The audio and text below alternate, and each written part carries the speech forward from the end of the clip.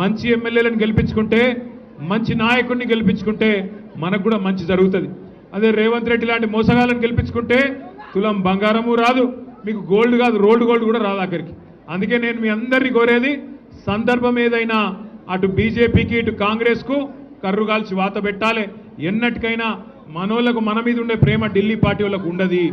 కేసీఆర్ గారికి ఉండే కడుపు నొప్పి, కేసీఆర్ గారికి ఉండే ప్రేమ తెలంగాణ మీద ఎన్నడన్నా బీజేపీ వాళ్ళకో కాంగ్రెస్ వాళ్ళకో ఢిల్లీ పార్టీ వాళ్ళకో ఉంటుందా? మీరు ఆలోచన చేయాలి.